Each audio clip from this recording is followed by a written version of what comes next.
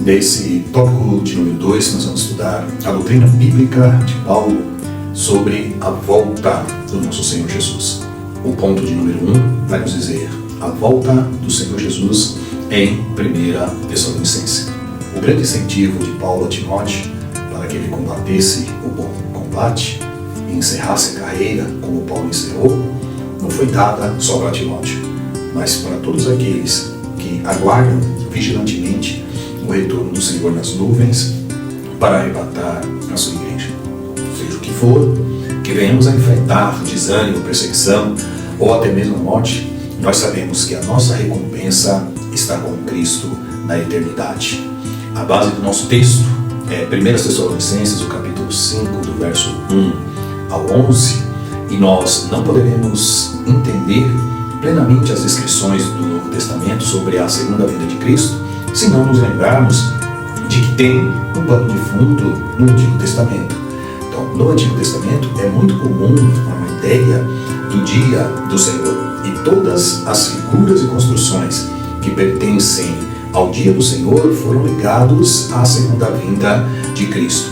Então é muito complicado você entender a segunda vinda de Cristo sem entender a ideia a qual está conectada lá no Velho Testamento. Só para você ter ideia, para o judeu, todo o tempo estava dividido em duas eras.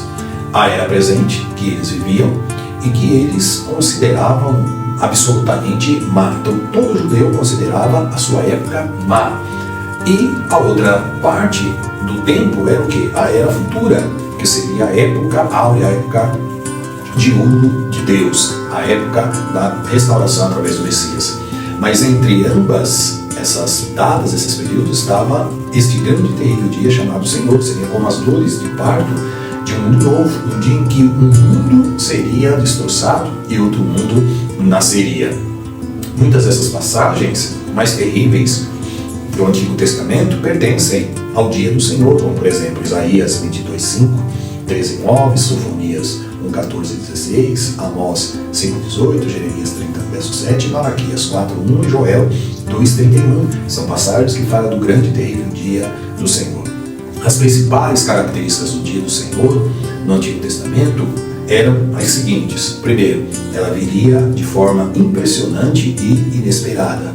Incluiria uma revolução cósmica, um mover em todo o universo, e esse universo seria sacudido na sua própria estrutura. O terceiro, seria um momento de juízo. Com toda naturalidade, os escritores do Novo Testamento identificam intencionalmente e conscientemente o dia do Senhor como o dia da segunda vinda de Jesus. Então há esse paralelo do grande e terrível dia do Senhor anunciado lá no Velho Testamento com a vinda de Jesus. Então era muito natural que os homens eles desejassem conhecer assim, ansiosamente quando chegaria esse grande e terrível dia, que seria o intermediário, a passagem para a época áurea, instalação das bênçãos de Deus. O próprio Jesus disse claramente que ninguém sabia quando seria esse dia e também essa hora, que nem mesmo ele sabia, mas unicamente Deus. Mas isto não impedia que as pessoas especulassem sobre esse dia, como nós encontramos ainda hoje. Ainda que a gente pode considerar meio que quase blasfemos que os homens pretendam conhecer um dia que foi negado ao próprio Senhor Jesus enquanto ele esteve em carne. Contra todas essas especulações, Paulo tem duas coisas a dizer. Que a vinda, primeiramente, do Senhor seria repentina, que ela viria como ladrão da noite. Mas ele também insiste em que isto não é razão. Para que o homem seja tomado de uma ideia de que ele está desprevenido e sem preparação. Isso não é desculpa. E nós sabemos que só o homem que vive nas trevas e cujas obras são más será pego sem preparação. O cristão vive na luz e não importa quando venha o dia. Se vigiar e levar uma vida sóbria, temente a Deus, aquele dia com certeza o encontrará preparado. Acordado ou dormindo, o cristão vive sempre e, portanto, está sempre preparado. No ponto de número 1, o autor da lição vai dizer assim: o capítulo 5 é a continuidade acerca do assunto da parousia, ou seja, a volta do Senhor Jesus iniciado lá no capítulo 4 de 1 Tessalonicenses. Mas o que é essa parousia? O que é esse termo? Parousia é a transliteração do grego que significa vinda ou chegada e refere-se à segunda vinda e à presença, cuja palavra grega é pareme. Esta vinda e presença de Cristo, pareme, consequentemente se refere também à presença do Senhor no fim dos tempos. Mas o que é a parousia? Esta palavra parousia, o seu sentido e significado é vinda, é chegada, e ela se refere à segunda vinda e à presença de Cristo para arrebatar a sua igreja nas nuvens do céu. Assim, o sentido geral desta palavra, primeiramente, é presença. A palavra presença do grego é paireme, que significa estar presente. E aí vem a palavra parousia, que indica a presença ativa. Então ela é muito usada para exemplificar, ou para se referir à presença de representantes ou à presença de tropas que estivesse no determinado lugar. Ela significa aparição, ter chegado, vir. Então parousia é basicamente chegada. Esta palavra grega, ela passou à nossa linguagem como uma descrição da vida de Jesus. Então os autores do Novo Testamento, principalmente Paulo, usavam esta palavra parousia para se referir à chegada de Cristo. Os escritores do Novo Testamento, eles vão pegar esta palavra por conta do costume que quando um governador ele chegava aos seus domínios, ou de um rei que vinha visitar os seus súditos, era esse termo que usava para se referir à visita deste rei, deste imperador que viria ali em uma das suas províncias, descrevendo, dando a ideia da chegada de alguém com grande autoridade e poder. Então, esta palavra no grego é a mais frequente para descrever a presença ou a chegada de alguém. Mas interessante, ela tem mais dois outros usos, um dos quais se tornou particularmente técnico, quando utilizava-se ou empregava-se esta palavra para se referir à invasão de um país por um exército, especialmente com referência também à visita de um rei ou de um governador a uma província do seu império. Então, quando um exército ia invadir um outro, ou quando um governador ele vinha visitar uma província, usava-se parousia. E aí Paulo, os escritores do Novo Testamento, vão utilizar esta palavra com relação a Jesus. Então eles querem dizer que na parousia, na vinda, na presença de Cristo nas nuvens para buscar a sua igreja, eles querem dizer que é a invasão do céu na terra. É a vinda do rei, do imperador, do governador do universo para receber a submissão e a adoração definitiva de parte de seus súditos. Então essa que é a ideia. O ponto 2 vai dizer sobre as duas fases dessa vinda de Cristo. O ponto 1 nos fala o arrebatamento da igreja. O que é o arrebatamento?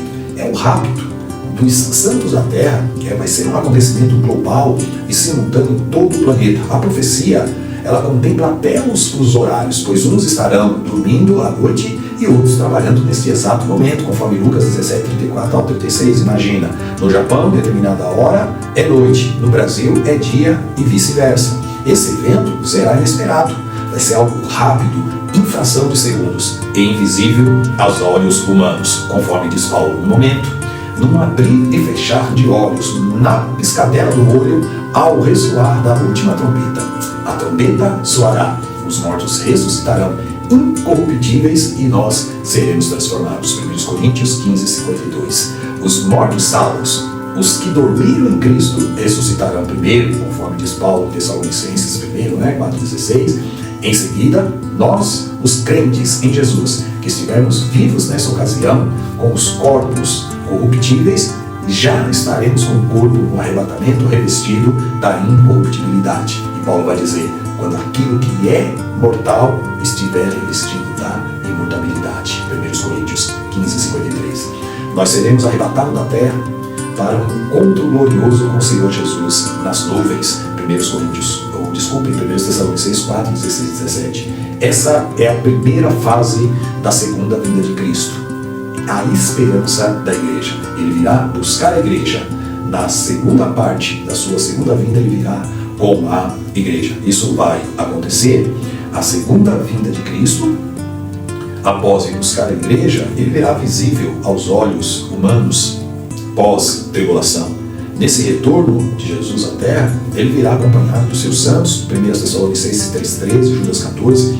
O propósito da segunda vinda de Cristo com a igreja é julgar as nações, é restaurar o trono de Davi, conforme Zacarias 12, 8 a 14, em cumprimento à promessa de Deus feita por meio do anjo Gabriel, lá em Lucas 1, 32, 33, que diz: "E o Senhor Deus lhe dará o trono de Davi seu pai, e reinará eternamente na casa de Jacó, e o seu reino não terá fim."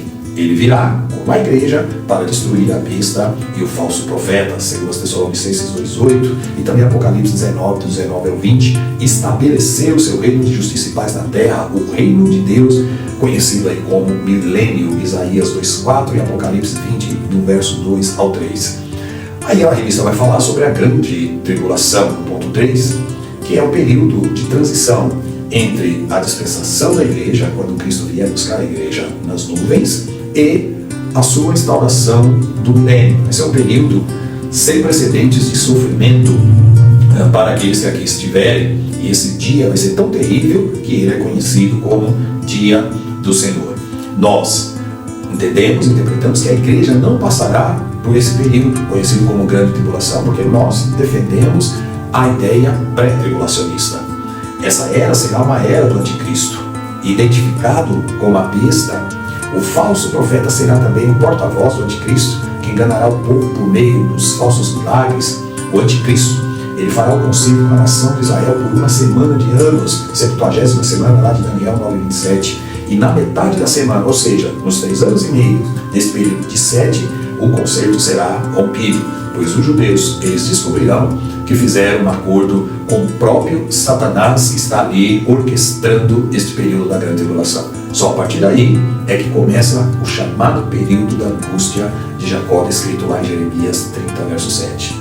Todos esses horrores terríveis estão registrados a partir do capítulo 6 de Apocalipse. Esse período foi determinado por Deus para fazer justiça contra a rebelião dos moradores da terra e para preparar a nação de Israel para o encontro com o Messias, Amós 4:12. Então a tribulação não é a vingança, não é a raiva de Deus contra os moradores da terra, não.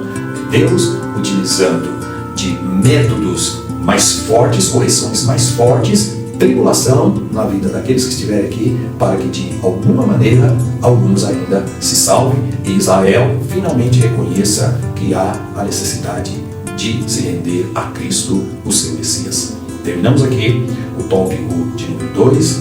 Já vamos, na sequência do próximo vídeo, falar do tópico 3 e da nossa conclusão.